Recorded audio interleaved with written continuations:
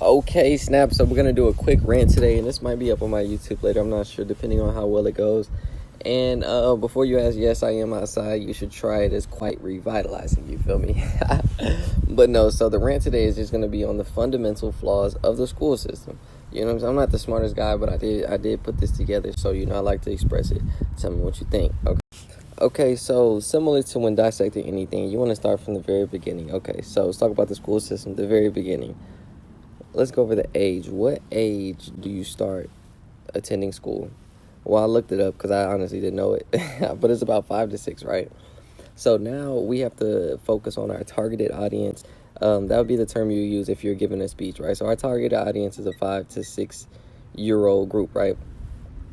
Now, what would be the best way to communicate some information to them? There's a reason Disney Channel does not give lectures. There's a reason that, what I'm saying, Walt Disney does not give lectures because they're not able to fully be digested by someone at that age. But if you give them a musical and teach them a principle, about sharing, caring, honesty, value, whatever, because then the information being provided at that age is easier to digest, and we can all understand this.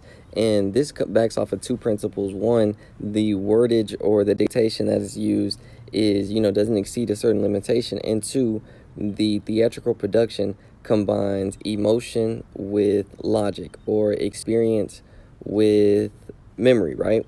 And this adds a kind of densifies the total, I guess, memory. I don't want to say memory again, but then it becomes easier to recall. And this is why emotionally stimulating experiences are easier to recall. The reason that combining emotion and logic works so well with retaining memory is because that's literally how we function on a day-to-day basis. That's our basic programming. We're meant to go through life, experience, and things that are overly exciting, we tend to remember, and things that are overly saddening, we tend to remember as well, is because we want to navigate towards the exciting ones and navigate away from, if we don't hold them, how will we refrain from making the same mistakes or whatever? This is, learning from the past. This is the fundamental principle. So another important aspect to focus on is physical stimulation or recess. Yes, recess was important.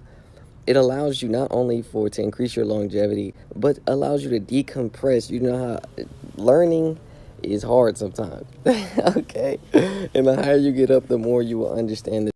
So far, we talked about adding an emotion to logic to create a deepened experience, and also the physical aspect or physical stimulation through the necessity of recess for a temporary detoxing or decompression and the increase of longevity or lifespan. Let's talk about the transition of these aspects through years of schooling.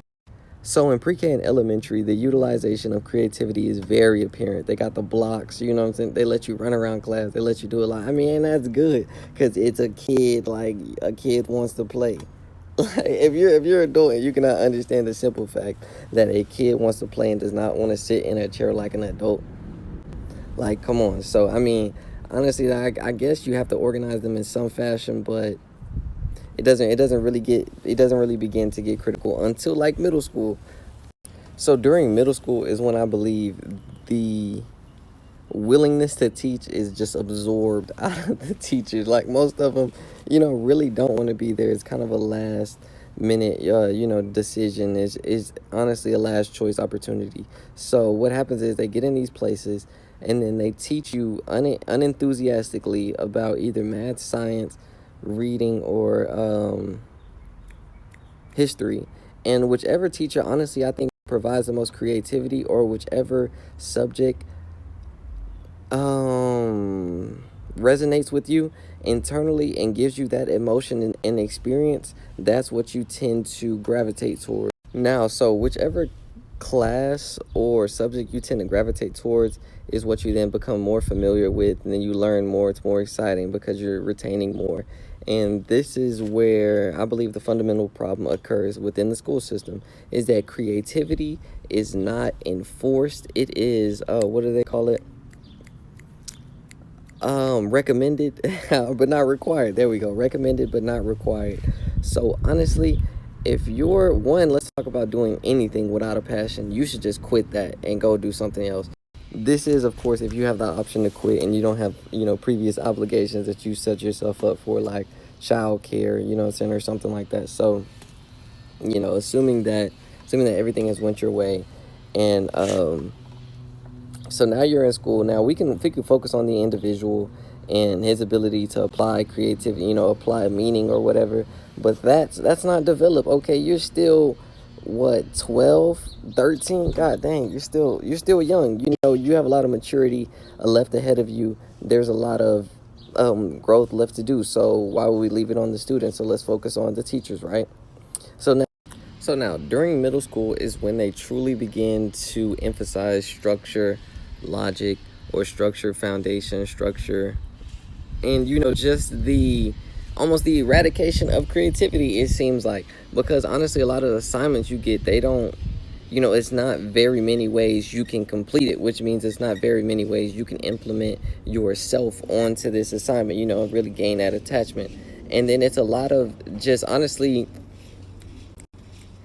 regurgitation that's going on. They tell you something, they just want you to tell it back. It's like, okay, are we being trained to be voice recorders?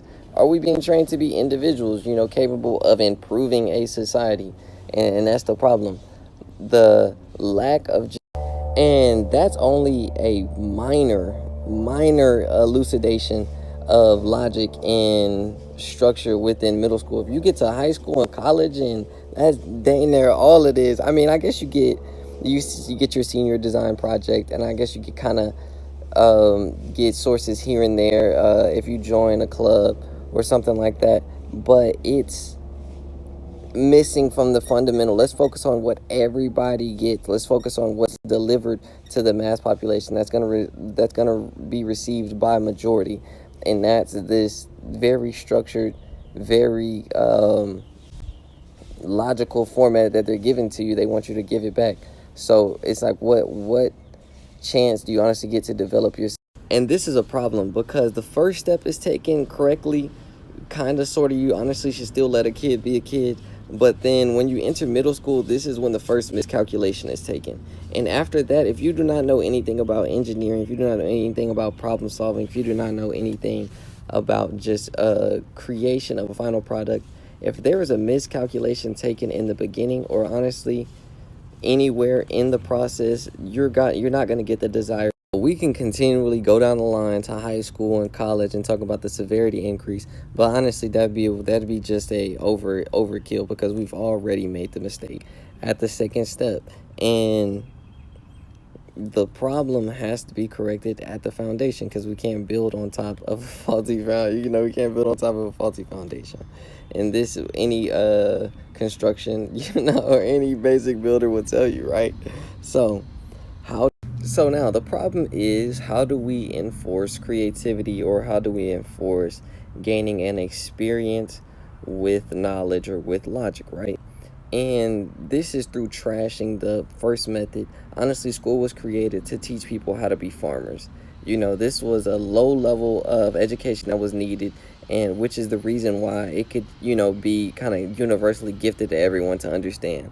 But the more advanced concepts we receive, the more individualized, or just individual approach that we need to take to help everyone, really allow recognition, allow recollection, to occur whenever needed.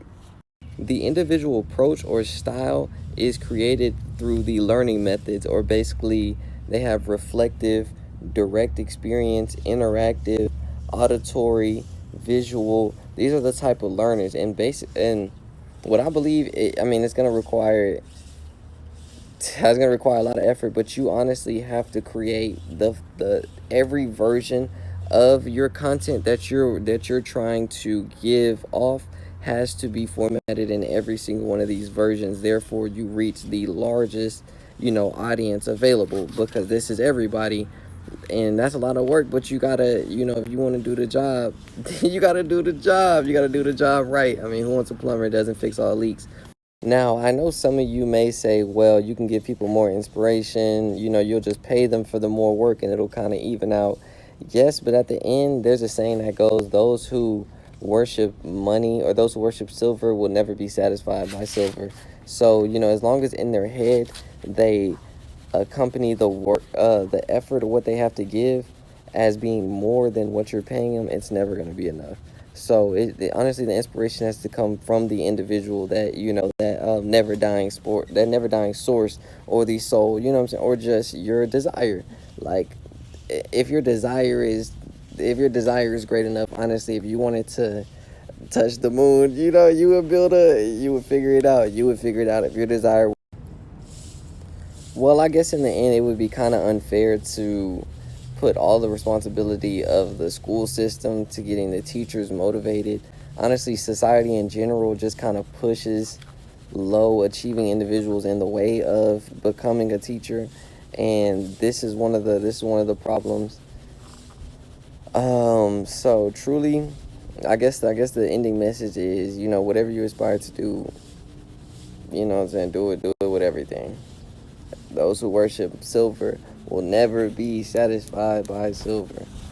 Find something internal that can satisfy you, and it'll never run out. That's the word of Mozzy D, and we out.